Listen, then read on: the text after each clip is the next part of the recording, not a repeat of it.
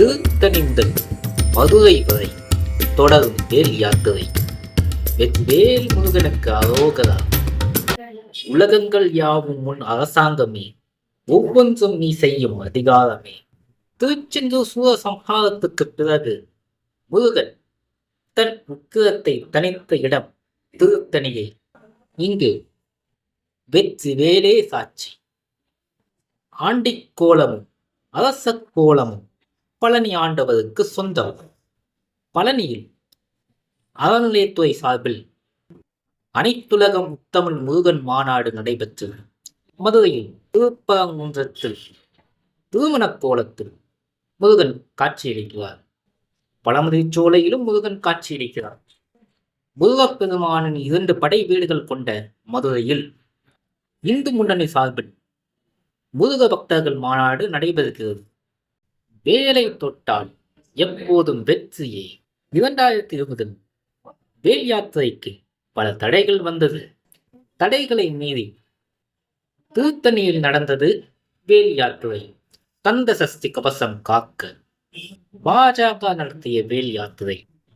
ஆனால் வேலை தொட்டதால் ஏற்பட்ட வெற்றி அவருக்கு மத்திய இணையமைச்சர் பதவி கிடைத்தது. அதே திருத்தணியில் 2021 ஆண்டு நடந்த திமுகவின் கிராம சபை கூட்டத்தில் திமுக தலைவர் மு.க. ஸ்டாலினுக்கு திருத்தணி சுப்பிரமணிய சுவாமி கோவிலில் பூஜை செய்யப்பட்ட 3 லட்சம் மதிப்பிலான வெள்ளி வேல் பூரண கும்ப மரியாதையுடன் வழங்கப்பட்டது.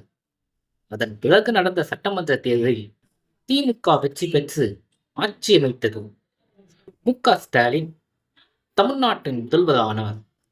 2024 ஆண்டில் தமிழ்நாடு அரசு இந்து சமய அறநிலையத்துறை சார்பில் பழனியில் அனைத்துலக முத்தமிழ் முருகன் மாநாடு ஆகஸ்ட் 24, 25 ஆகிய தேதிகளில் நடைபெற்றது. வரும் ஜூன் 22 ஞாயிறு அன்று இந்து முன்னணி சார்பில் முருக பக்தர்கள் மாநாடு நடைபெறுகிறது. இந்த மாநாட்டில் லட்சக்கணக்கானோர் ஒன்று கூடுகிறார்கள். கந்த சஷ்டி கவசத்தை பாராயணம் செய்வார்கள். தமிழ் கடவுள் முருகனின் மகிமையை கொண்டு சேர்ப்பார்கள் என்று கூறுகிறார்கள். கந்த சஷ்டியை தொட்ட கருப்பர் கூட்டம் காணாமல் போனது. கந்த சஷ்டியை எதிர்த்தவர்களுக்கு எதிராக என் முருகன் வேல் யாத்திரை செய்தார். வெற்றி கிடைத்தது. அதன் பலன் இன்று வரை மத்திய இணையமைச்சர். அதே திருத்தணியில் திமுக சார்பாக திருத்தணி சுப்பிரமணிய சுவாமி கோவிலில் பூஜை செய்யப்பட்ட வெள்ளி வேல் மு.க. ஸ்டாலினுக்கு வழங்கப்பட்டது. அதன் பிறகு நடந்த தமிழ்நாடு சட்டமன்ற தேர்தலில் வெற்றி பெற்று முதல்வரானார். 2024 பழனியில் அனைத்துலக முத்தமிழ் முருகன் மாநாடு தமிழ்நாடு அரசு இந்து சமய அறநிலையத்துறை நடத்திய மாநாடு என்பது அனைவரும் அறிந்ததே. மதுரையில் இந்து முன்னணி சார்பில் முருக பக்தர்கள் மாநாடு நடைபெற உள்ளது. மீண்டும் சந்திப்போம். நன்றி, வணக்கம்.